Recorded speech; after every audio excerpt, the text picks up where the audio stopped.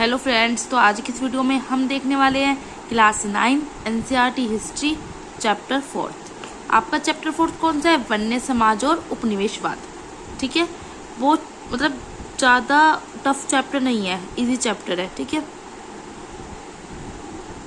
तो हम इसमें देखेंगे वनों का विनाश क्यों होता है। जमीन की बेहतरी के लिए वनों का विनाश करते हैं। रेलवे बनाने के लिए, स्लीपर्स बनाने के लिए, जो रेलवे के इधर तो पटरियाँ होती हैं ना, स्लीपर्स बनाने के लिए, बागान बनाने के लिए वनों का विनाश होता है। व्यवसायिक वानिकी की शुरुआत कैसे होती है? उसने क्या लोगों के जीवन को कैसे प्रभावित किया? वनों के नियमन से खेती कैसे प्रभावित हुई? शिकार, नई व्यापार, रोजगार कैसे आई? वन विद्रोह हम देखें कि जो बस्तर के लोगों ने किया था, और लोगों के अंदर क्या भय था, जब डर क्या था। जावा के जंगलों का बदलाव देखेंगे, ज़्यादा कुछ आपको इसमें नहीं पढ़ना है। ठीक है, डच वैज्ञानिक देखेंगे, सामीन की चुनौती, युद्ध, वन विनाश, वानिकी के बदलाव, इसमें आपको ज़्यादा कुछ नहीं पढ़ना है। आपको क्या करना है, वीडियो को देखना है, समझना है और अपने नोट्स बना लेना है। सबसे पहले आपको एनसीईआरटी का चैप्टर रीड करना है। वनों का विनाश, तो वनों के लुप्त होने को ही क्या कहते हैं? वनों का विनाश। जंगल खत्म होते जा रहे हैं, क्यों होते जा रहे हैं? जमीन की बेहतरी के लिए। 1600 ईस्वी में अगर हम बात करें, कुल भूभाग जो है उसका छठा हिस्सा खेती के लिए यूज होता था, लेकिन अगर वर्तमान में देखो तो 50% हिस्सा जो है खेती के लिए यूज होता है। तो कैसे यूज होता है भाई? साफ सी बात है, जो जंगल है, जो वन है, उनको खत्म करते जा रहे हैं। ठीक है, वनों के विनाश से ये सब कुछ हो रहा है। अंग्रेजों ने व्यावसायिक फसल, नकदी फसल को प्रोत्साहन दिया ताकि क्या उन्हें रॉ मटेरियल प्राप्त हो सके। अब कौन सी फसल को दिया उन्होंने? कपास, गन्ना, पटसन और गेहूं। 19वीं सदी की बात करें तो इंग्लैंड में बलूत मतलब जो ओक थे, ठीक है, उनके जंगल क्या होने लगे? लुप्त होने लगे।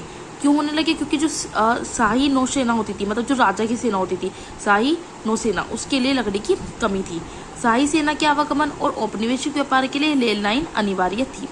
1 मील लंबी रेल की पटरी के लिए 1760 से 2000 स्लीपरों की आवश्यकता होती है। और ये होता था कि एक पेड़ की कटाई से सिर्फ एक या शायद 2 ही मिल सकते थे स्लीपर। ठीक है, बागान, अधिक क्षेत्रफल की आवश्यकता होती है बागानों के लिए। वनों को साफ किया जाता था बागान बनाने के लिए। यूरोप में चाय, कॉफी, रबड़, इनकी मांग को पूरा करने के लिए बागान बने। अब आ जाता है व्यावसायिक वानिकी की शुरुआत। अब व्यावसायिक वानिकी की शुरुआत कैसे हुई? प्रॉब्लम क्या थी कि व्यापारियों के द्वारा यहाँ पे अंधाधुंध कटाई हो रही थी जंगलों की। सोल्यूशन क्या निकला? इन्होंने क्या किया, एक किसी को नियुक्त किया, किसी को मतलब डायटिस्ट बेंडिस को। डायटिस्ट बेंडिस इसको पहला वन महानिदेशक नियुक्त किया। ठीक है, जब डायटिस्ट बेंडिस आया, सॉल्यूशन इस प्रॉब्लम का कि जो अंधाधुंध कटाई हो रही है उसमें क्या किया जाए, तो पहला वन महानिदेशक बना डायटिस्ट बेंडिस। अब इसने क्या किया? इसने क्या किया? इसने वन संपदा का उपयोग किया, लोगों को जागरूक करने के लिए कहा, संरक्षण करने के लिए कहा पेड़ों का, और लोगों को प्रशिक्षित कहा कि जब लोग शिक्षा प्राप्त कर लेंगे तो वे खुद समझदार हो जाएंगे। जंगलों का प्रबंधन की इसने बात की। पेड़ों की कटाई, पशुचारण पर प्रतिबंध लगाया, और इसने दंड व्यवस्था भी लागू की कि अगर कोई ये नियम नहीं मानता है तो उसको दंड दिया जाएगा। और इसको पहला वन महानिदेशक बनाया गया डायटिस्ट बेंडिस। तो आपको ये याद रखना है। 1864 की बात करते हैं, भारतीय वन सेवा की स्थापना हुई। 1865 की बात करते हैं तो भारतीय वन अधिनियम बना। 1906 में देहरादून में इंपीरियल फॉरेस्ट रिसर्च इंस्टीट्यूट की स्थापना हुई। यहाँ वैज्ञानिक वानिकी की शिक्षा दी जाएगी। अब वैज्ञानिक वानिकी में होता क्या था कि विविधता को नष्ट करो, मतलब जो अलग अलग तरह के पेड़ है, ठीक है, उन सबको नष्ट करो, पेड़ को काटो जो अलग अलग तरह के पेड़ है। और आर्थिक महत्व के पेड़ है जैसे साल और सागौन, इनको महत्व दिया गया। विविध प्रकार के प्राकृतिक वन को काटा गया। इसमें एक जगह सीधी पंक्ति में वृक्ष लगाए एक ही तरह के जो आर्थिक महत्व के हैं। 1865 में क्या हुआ? वन अधिनियम लागू होने के बाद लागू हुआ 1865 में, उसमें 2 बार संशोधन किया गया। ठीक है, पहला संशोधन हुआ 1878 में। ठीक है, जंगलों को इसमें 3 श्रेणियों में बांटा गया था, आरक्षित, सुरक्षित और ग्रामीण। आरक्षित का मतलब क्या था कि सबसे अच्छे जंगल, आर्थिक महत्व के थे, जैसे साल और सागौन, गांव वाले इन वनों से कुछ नहीं ले सकते थे क्योंकि सबसे अच्छे जंगल थे। अब आता है लोगों का जीवन कैसे प्रभावित हुआ। प्राकृतिक वन से आवश्यकता अनुसार चारा, ईंधन, पत्तियां, फल एकत्रित कर लेते थे। जब वानिकी आई, विविधता समाप्त हो गई। आर्थिक महत्व की वजह से सागौन साल ये लगाई गई। वन अधिनियम से पेड़ों की कटाई पर रोक, पशुचारण पर रोक, वन उत्पाद एकत्रित करने का प्रयास, ये रोजमर्रा से क्या हुआ? जीवन प्रभावित हुआ। लोगों का जो जीवन था वो प्रभावित हुआ इससे। ठीक है, तो यही है कि लोगों का जीवन कैसे प्रभावित हुआ जब वन वानिकी आई। फॉरेस्ट रेगुलेशन, वनों का नियमन वर्सेस खेती। झुमुंतु खेती, जिसको झूम खेती भी कहते हैं, जिसका नाम है स्थानांतरण खेती, उस पर प्रतिबंध लगाया गया। यूरोपीय वन रक्षकों ने झूम खेती पर प्रतिबंध लगाया। जंगल को आग से खतरा बताया इसमें, और इसे क्या किया, विस्थापित कर दिया। ठीक है, अब झूम खेती के अलग अलग जगह क्या क्या नाम थे, आपको याद रखने हैं कि दक्षिण पूर्व एशिया में इसको क्या कहा जाता था, लादिंग कहा जाता था।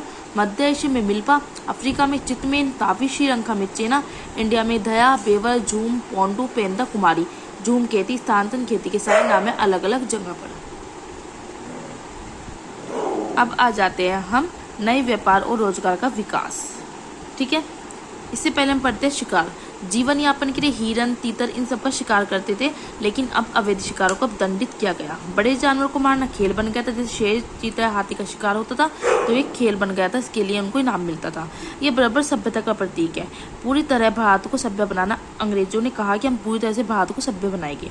1875 से 1925 के बीच इनाम के लालच में 80,000 बाघ मारे गए, 1,50,000 तेंदुए और 2 लाख भेड़िए मारे गए।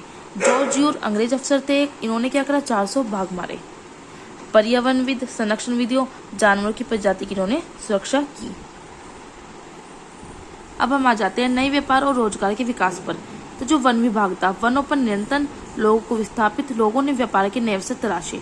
परंपरागत कार्यों को छोड़कर वन्य उत्पादों का व्यापार शुरू किया। उदाहरण की बात करें तो जैसे ब्राजील का समुदाय था एक मुनदुरुक समुदाय, ये व्यापारी को रबड़ की आपूर्ति करते थे, कहाँ से, लेटेक्स वृक्ष से।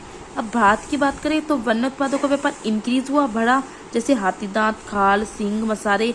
अंग्रेजों ने सरकारी नियंत्रण किया इन सब पर। वन उत्पाद के व्यापार को इजारेदार को उन्होंने सौंप दिया।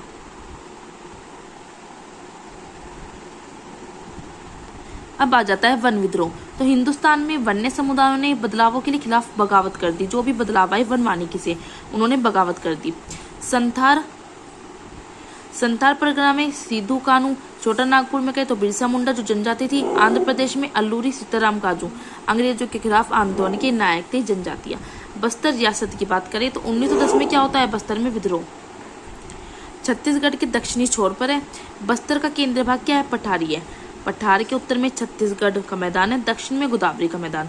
इंद्रावती नदी बस्तर के आर पार पूरब से पश्चिम बहती है। बस्तर में बात करें तो मारिया, मुरिया कोट, धुरवा, भतरा, हलवा, ये सब जनजाति रहती है। ये क्या करते हैं, प्रकृति की पूजा करते हैं। कहते हैं कि धरती को ही माँ कहते हैं। एक गांव द्वारा दूसरे गांव के जंगल का यूज ये करते थे, शुल्क देना पड़ेगा। उन्होंने कहा उसके लिए शुल्क देना पड़ेगा। उसका नाम क्या था, शुल्क का देवसारी, दांडिया, मान। ठीक है, ये सब शुल्क के नाम थे। लोगों का ब्याह जाता है। 1905 में औपनिवेशिक सरकार द्वारा 2/3 भाग को आरक्षित घोषित किया गया। यहाँ वन्य समुदाय को सीमित किया और इनके रहने के लिए शर्त रखी कि कटाई धुलाई निःशुल्क इन्हें करनी होगी यहाँ पर अगर रहना है तो। इन वनों को कहा गया वन ग्राम। वनों का आरक्षण सरकार द्वारा किया गया। लोगों में जो है असंतोष बढ़ गया। विद्रोह को बढ़ाने का उसने काम किया।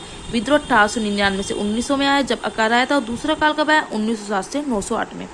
बगावत की लोगों ने बाजार लूटे, स्कूल लूटे, पुलिस थाने लूटे, अनाज लूटकर उनका पुनर्वितरण किया।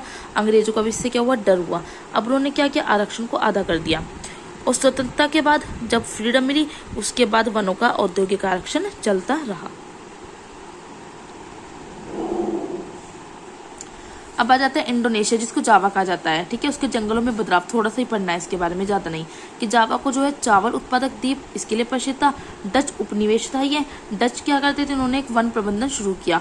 रेलवे उद्योग बगान में इन्होंने बदलाव किया। एक समुदाय था जावा का, वो समुदाय था कलांग। तो जावा के लकड़हारे कुशल थे। कैसे कुशल थे कि इनके बिना लकड़ी काटने का कार्य नहीं हो सकता था। यह समुदाय कौन सा था, कलांग। डचों की वैज्ञानिक पद्धति थी कुछ कि ग्रामीण की पहुंच को प्रतिबंधित किया, केवल ईंधन के लिए लकड़ियां ली और उस पर निगरानी भी रखी। और फिर अगर ऐसा काम नहीं हुआ, निगरानी नहीं रखी गई तो उसको दंड मिलता था। जहाज रेल लाइनों के विकास के लिए जंगलों का विनाश किया उन्होंने। वन सेवाओं को लागू किया, वन प्रबंधन इन्होंने किया। ठीक है, तो डचों की वैज्ञानिक पद्धति में ये पॉइंट थे। बस आपको इसमें इतना ही पढ़ना है। चैप्टर आपका ये वाला खत्म हो जाता है। नेक्स्ट चैप्टर नेक्स्ट वीडियो में आएगा। मैं स्टार्टिंग से दिखा रही हूँ। अब आपको क्या करना है, नोट्स को पॉज करना है और अपने नोट्स को बना लेने हैं। ठीक है, वीडियो को पॉज करके अपने नोट्स को बनाते चलना है। वीडियो अच्छी लगी तो लाइक करना है, शेयर करना है और कमेंट्स करके मुझे आपको ज़रूर बताना है। ठीक है, नेक्स्ट चैप्टर बचा है लास्ट, वो मैं आपको नेक्स्ट वीडियो में अपलोड कर दूंगी। अगर हम ओल्ड एनसीईआरटी की बात करें तो चैप्टर कुछ ज़्यादा है, अगर इंपॉर्टेंट लगता है तो मैं भी वो भी नोट्स आपको दिखा दूंगी।